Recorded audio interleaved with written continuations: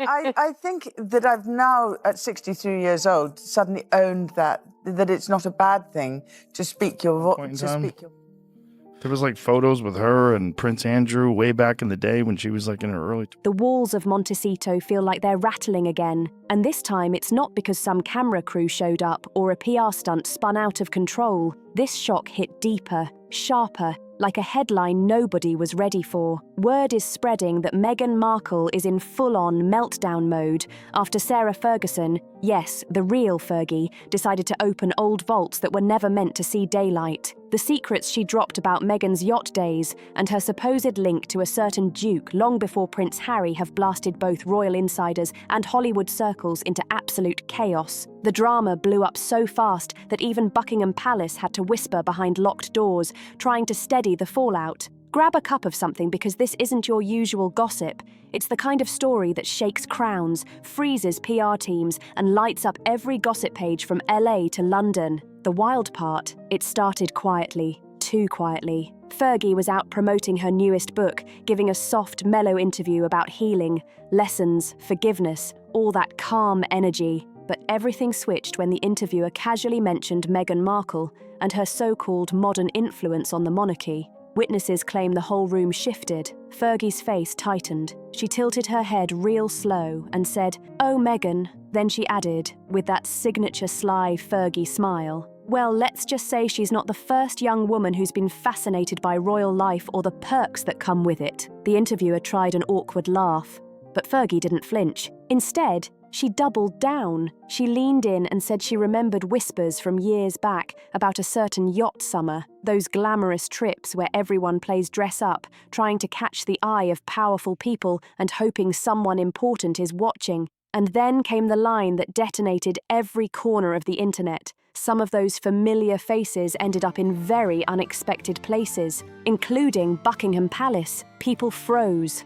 Royal watchers nearly dropped their phones. Fans even started resurfacing old clips of Frogmore Cottage, Meghan and Prince Harry's former home, because sharp-eyed followers remembered a certain infamous yacht trip from the early 2000s that has lingered around Meghan's online history for years. There were those high-end parties drifting off Greece and Monaco, events packed with models, Hollywood hopefuls, business moguls, and big-name social players. And who was reportedly there? A young, hungry actress just trying to break through. And according to old whispers, one powerful royal was also in the mix, the Duke of York, Prince Andrew. Now, nobody said Meghan and Andrew had anything romantic going on, but even the hint of that old rumour was enough to send shockwaves through every royal group chat. Because Fergie's words, whether she meant them to or not, dragged back the most controversial and reputation-threatening chapter from Meghan's pre-royal life, the yacht girl allegations. Within hours, the internet was blazing. Twitter, TikTok, every app turned into a battlefield with the hashtag Fergie said it exploding across timelines. Old photos came back, blog posts resurfaced, gossip threads multiplied, and people began claiming Fergie had basically confirmed the Hollywood circles that Meghan has been trying to bury inside Montecito for years. Inside sources say Meghan was furious, so angry she could barely speak. One source told The Mirror that Meghan accused Fergie of jealousy and betrayal, insisting she never met Andrew socially and that those yacht rumours were nothing more than misogynistic lies meant to tear down her reputation. But here's the twist. Fergie didn't walk anything back, not even a little. 24 hours later, paparazzi caught her outside Claridge's hotel in London. Cameras flashed, reporters yelled, and one person shouted, "Fergie, what did you mean about Meghan and the yacht summer?" And Fergie, being the seasoned scandal survivor she is, smirked like she'd been waiting for that moment. She said, "Oh, darling, I don't tell tales. I just remind people that every fairy tale starts somewhere." That single line sent shockwaves bouncing across both the royal world and the entertainment world, because if there's one thing Fergie knows, it's how to deliver a scandal with a smile behind the scenes. Royal insiders say Buckingham Palace wasn't amused at all, more like stunned into quiet panic. Even though Fergie hasn't been in the core royal lineup for years, her voice still hits hard, especially when she brings up a duchess already walking on thin ice with the crown. One royal aide reportedly told the Daily Mail that the palace had zero interest in revisiting Meghan Markle's past, but Fergie's comments dropped right when everything inside the monarchy was supposed to be calm again. The king has been pushing unity, and suddenly old wounds that were barely stitched up got ripped wide open. In simple terms, Fergie just blasted fuel into a fire the royals were scrambling to put out. But everyone's asking, why now? Why would Fergie, who knows exactly what it feels like to be dragged in public, risk throwing a shot at Meghan? Palace insiders claim it's all about respect, or the lack of it. Apparently, Fergie felt brushed off by Meghan during those early royal days, like she wasn't worth the time. Take that awkward moment at Princess Eugenie's wedding. Insiders claim Meghan's surprise pregnancy announcement overshadowed Eugenie's big day, and Fergie was heated. One insider even said Fergie felt it was classic Meghan making someone else's moment about herself. So when the chance came years later to remind the world of Meghan's messy past, Fergie didn't hesitate. She sprinkled a little royal payback with a smile. And let's be real, the Windsor clan knows how to hold grudges like pros. Meanwhile, Hollywood went into instant panic mode. Meghan's PR team reportedly started wiping certain search results, sending private messages to media outlets, trying to keep anyone from referencing old damaging rumors. But the internet moves fast, and it never forgets. Old blogs popped up, archived photos resurfaced, and former industry insiders started whispering about who Meghan used to meet and how she got into specific rooms. To make it even worse, Andrew's name being tossed anywhere near the situation, even indirectly, set off every alarm in every PR office across Los Angeles. No one wants their client anywhere close to Andrew's complicated reputation. One PR insider said it straight. If Fergie's hinting Meghan was even socially near that circle, it's a PR nightmare. Once that kind of story escapes, you can't force it back into hiding.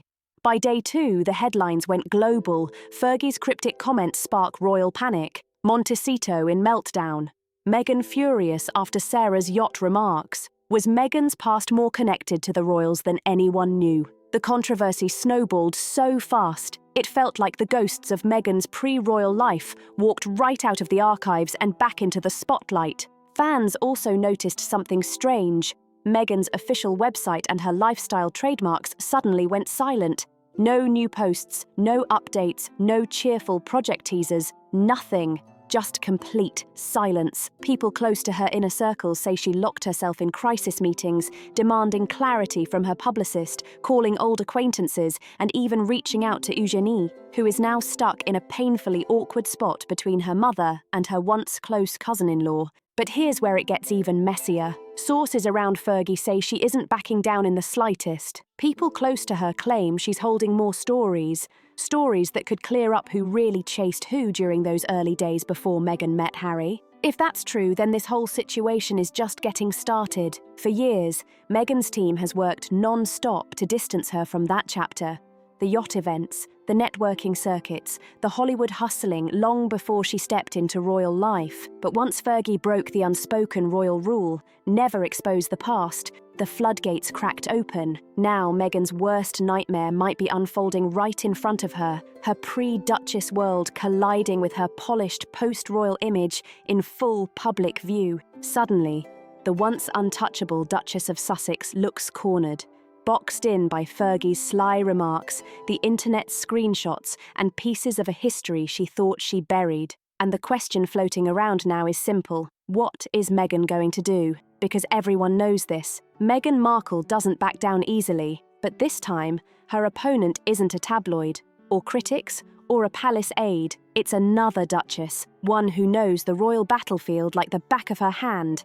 And Meghan might be about to learn what happens when you try to outmaneuver Fergie on her home turf. The walls of Montecito had never felt smaller. The moment the story broke, that Fergie, yes, Sarah Ferguson herself, hinted at Meghan's old social circles, it felt like someone lit a match in a gas-soaked room. Meghan wasn't just upset, she was furious. People close to her said she paced those marble floors with her phone in her hand, firing off messages with tight, clipped anger, her steps sharp, her tone tense. It was clear she wasn't treating this as gossip. To her, this was betrayal. "After everything I've done for that family," she reportedly muttered under her breath, disbelief twisting into anger. But if Meghan learned one thing from her Hollywood days, it was this: when someone tries to write your story, you grab the pen back and flip the script.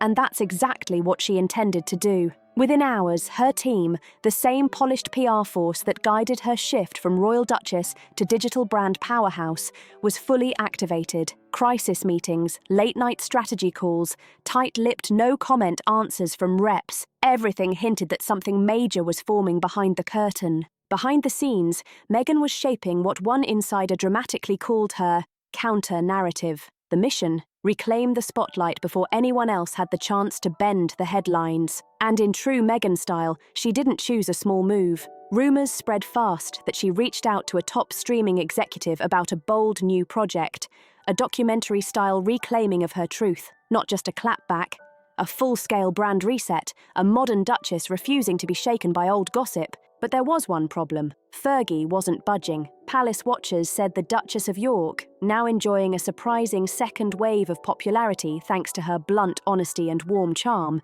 refused to apologise. When asked about the drama, she simply smiled and said, "Oh, I don't think anyone should fear the truth, do you?" And that one single line sent shockwaves everywhere. The tabloids exploded. Social media boiled over with side-by-side comparisons. The Duchess who stayed versus the Duchess who strayed. For Meghan, it was a nightmare.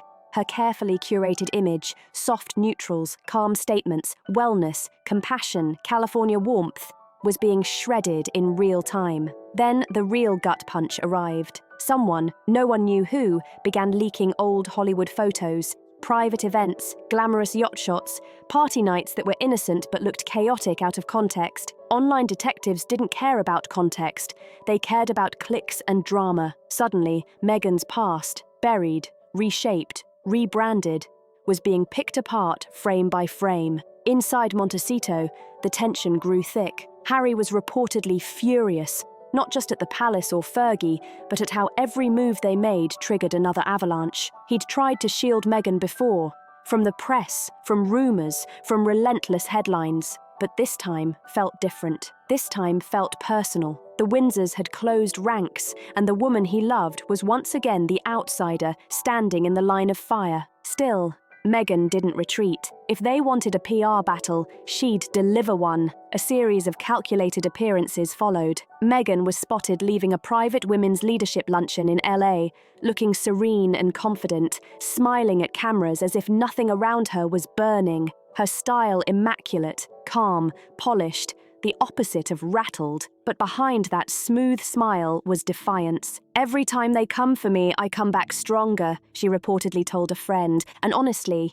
that's how she built her brand. Resilience. If the British press thought a few harsh headlines would make her fold, they underestimated the woman who walked away from royalty itself. But even then, the cracks were showing. Fergie kept her charm tour going. She appeared on daytime TV, sharing stories that danced right on the edge between sweet nostalgia and subtle shade. She didn't say names, but her stories about royal newcomers wanting crowns before earning them, yeah, nobody needed subtitles to understand. The audience laughed, the clip went viral, and suddenly the focus shifted, not on what Fergie said, but on how Meghan reacted. If this was Gen Z commentary, the label would have been slay. Entertainment shows ran split screens.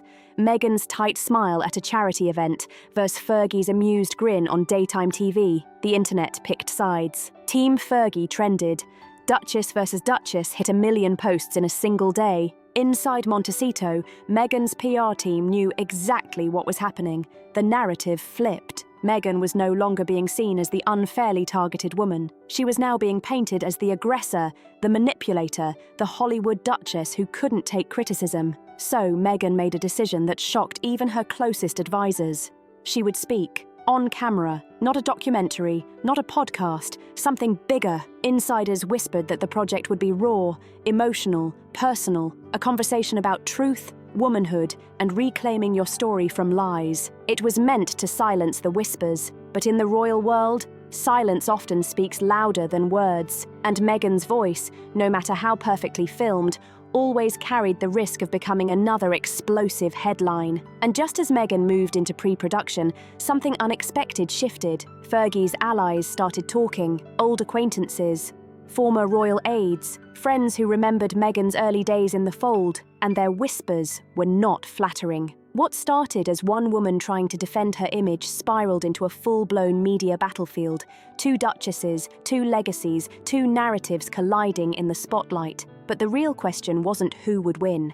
It was who would survive the fallout. Because as one palace insider reportedly said, Fergie's been through hell and back.